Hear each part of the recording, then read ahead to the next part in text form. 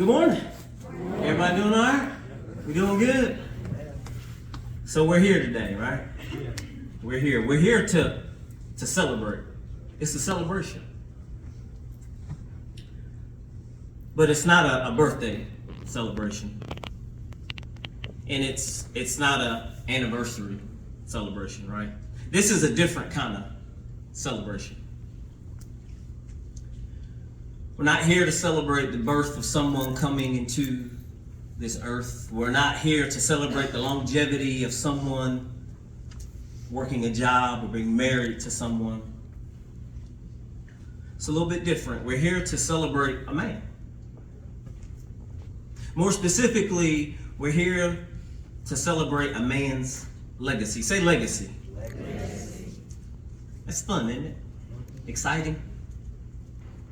To peek into his greatness, to sit inside of it and kind of explore it a little bit, to appreciate it. It's kind of like our national pastime as Americans, really, right? We use memorials to celebrate legacy. We give days to celebrate legacy, streets, buildings, you name it. We put names on walls and names on water fountains. And so why do we do that? Well, I think it's because we like to remind ourselves about greatness. We like to surround ourselves with greatness. We like to reminisce about great legacies. We like to get close to those legacies any way we can. You ever get an email from someone and they have this beautiful, beautiful quote from this person who's laid down this beautiful legacy right next to their name? We like to bump up against greatness.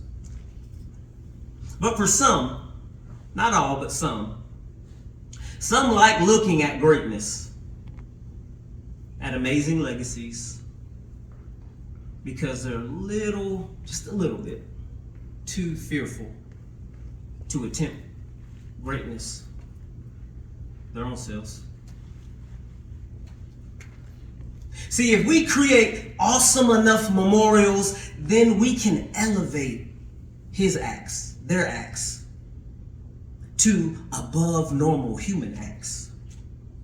See, then I don't really have to hold myself responsible for greatness, for creating and leaving a great legacy. And I know what you say, that sounds a little harsh. And kid, you should probably try to win your crowd over before you start breaking them down, right? But for real, how many celebrations like this have you attended?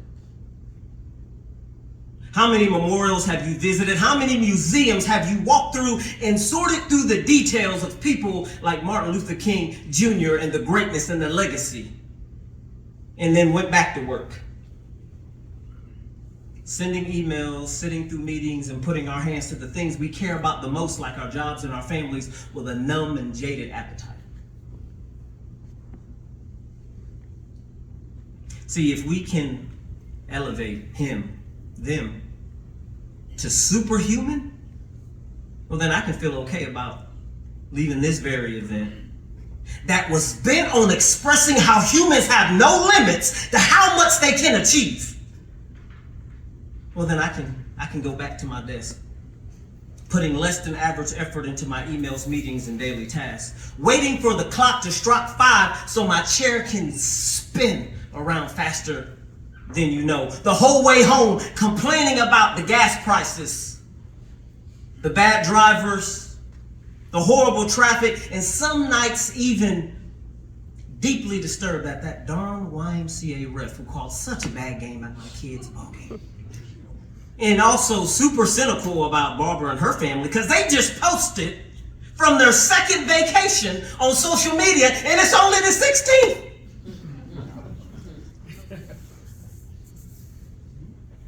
We visit memorials of great men and women of the past. And the vision of their statue and the legacy that they've left, it cuts our conscience so deep that the philosophies they left behind almost seem tangible. But we've tricked ourselves. We've tricked ourselves into thinking that greatness and legacy belong to the famous. Famous coaches, famous poets, famous professors, famous authors, and famous civil rights leaders. This will make our efforts dull, tainted, and sometimes lacking enthusiasm, which is contrary to the man we celebrate today, isn't it?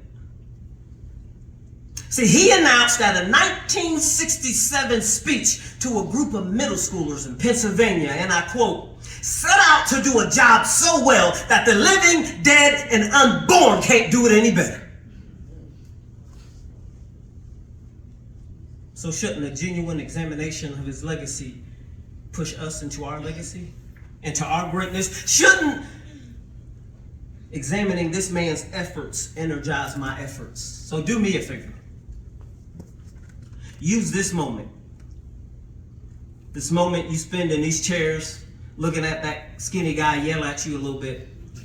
Use it to examine this great man's superhuman and extraordinary actions and achievements, but also use this moment as an opportunity to bring into view your own calling to exercise superhuman, extraordinary legacy towards everything you're responsible for. Say responsible.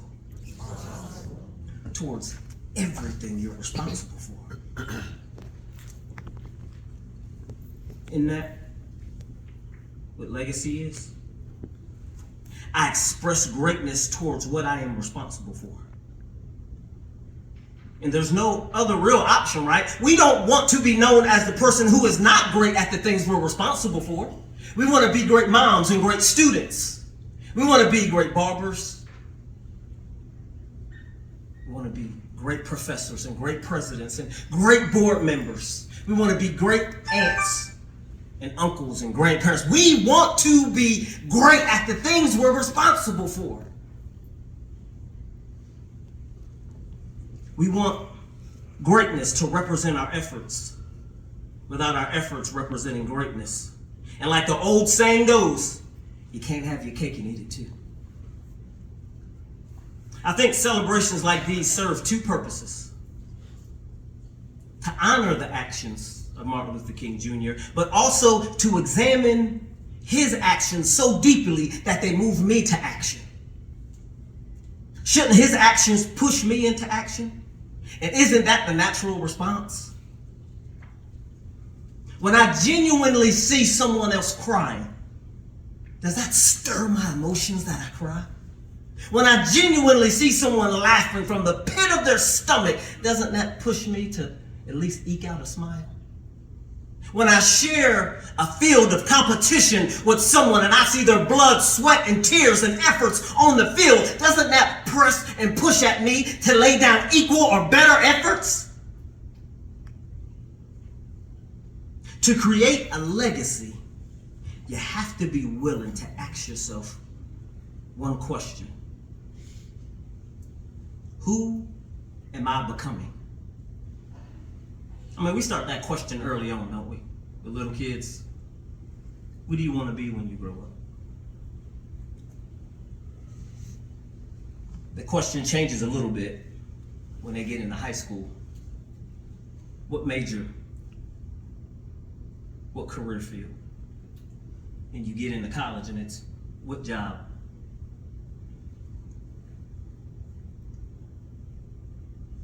See, as we grow, we have no choice but to become. Say become.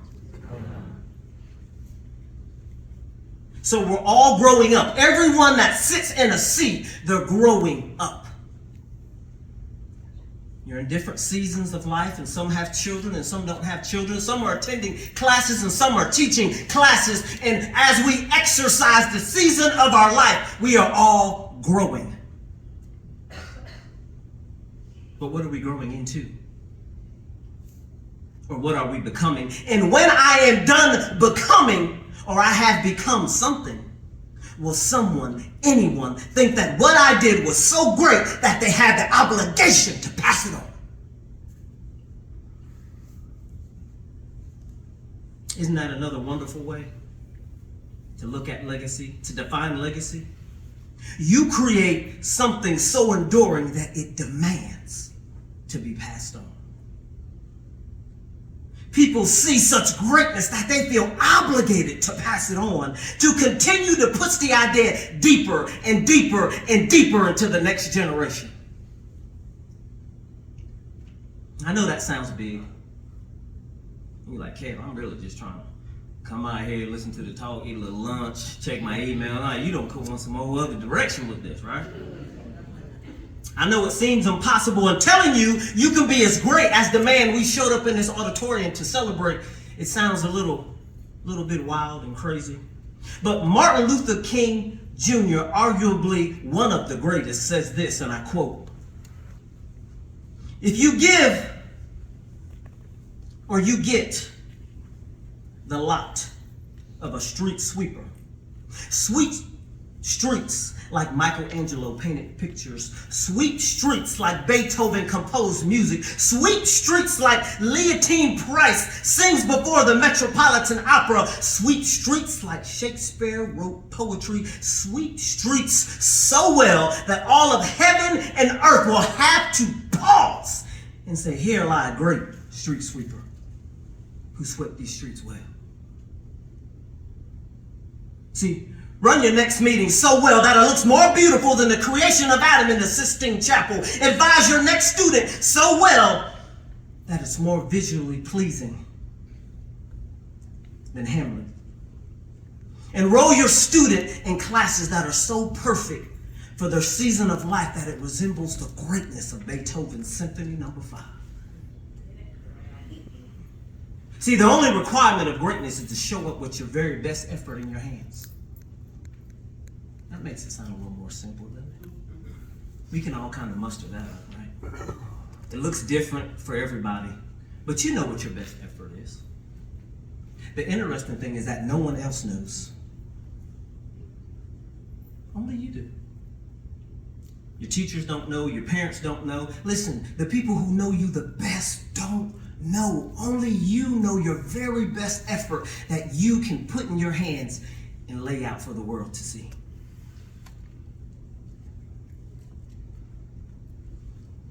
And standing ready to pass it on to whoever wants it. See, why did people gather for the March on Washington to hear Martin Luther King Jr. deliver his greatest moment? Was it because he was a celebrity? Was it because they wanted to rub up against his fame? I don't think so. I think it was because they wanted to take what he was providing back to their communities. They wanted to be a part of the team of people who would be responsible for spreading this idea of freedom, equality, and integration to the next generation. See, legacy demands a team. It demands it. Legacy cannot be executed without willing participants lining up to help. Martin Luther King Jr. was not great because he gave great speeches. He was great because people were willing to team up with him. He was great because people were willing to follow him into this interesting vision of what the world could look like. President Hearst is laying a beautiful legacy of growth. He can't do it without the team. We have new sports here, and we have coaches laying legacies that people will talk about for years to come. But they can't do it without the team. Wanda has set up opportunities, and she's set up programs for over 20 years at this school. A beautiful legacy. Could she have done it without the students?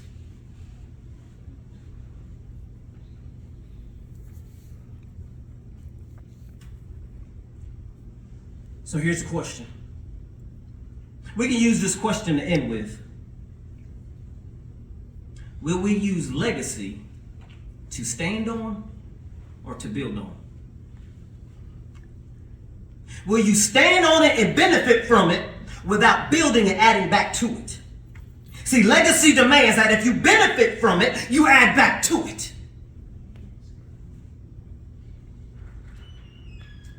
Use your emails, use your meetings, use your lesson plans, advising sessions, and board meetings to build and add to the legacy we celebrate today.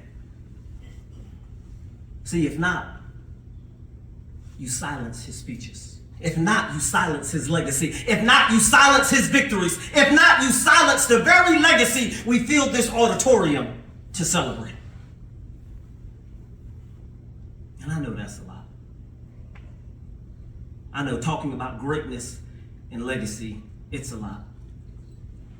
But look, the things we care about the most demand it. Like marriage is hard, right? It's hard. How many married people we got? Any married people? It's hard, right? Not to want to be married people. You got time, don't worry. Get yourself prepped up and ready, right? That's a full-scale meal right there, boy, being married. But listen, marriage is so hard. Not because you got the wrong person. Listen, it's hard because it demands greatness. It demands more than average behavior and actions. It's demanding something from you. It's demanding your best. Because when you see people who have been married for 20 plus years, you look at them, you don't say, wow, good job, bud. You don't. You say, what a legacy. When you see someone who's worked at a community college for 20 plus years, and they're a dean or a vice president, and they've done amazing things at the same place, you don't say, wow, good job, buddy. No, you say, what a legacy. That's the word we use for people who see greatness calling, and they lean in. They dive in deep to that scary pool of chaos called greatness, right? Greatness is a little scary because it's chaotic. It don't feel good, it don't feel right, you feel like you might just drown, but eventually you get your sea legs, right? Eventually you get your stroke down, eventually you figure it out, and then you start moving forward and people are looking at you differently and you're wondering why they're looking at you, and it's because you're flowing in this thing that looks very similar to greatness. To that thing that points to a legacy. And do me a favor. This is the last favor, by the way, I'm going to ask y'all. I'm not asking a lot of favors. Do not let any reason, excuse, situation, or circumstance stop you from moving forward to spread this legacy through your everyday responsibilities. As Martin Luther King Jr. said in the same speech I referenced earlier, in 1967 to a group of middle school children in Pennsylvania, Philadelphia, and I quote, "The doors of opportunity are opening to you that were not open to your fathers and mothers, and the great challenge is to be prepared. Prepared to walk through the door. If you can't fly, well, you better run. And if you can't run, walk. If you can't walk, crawl. But by all means, keep moving." Thank you.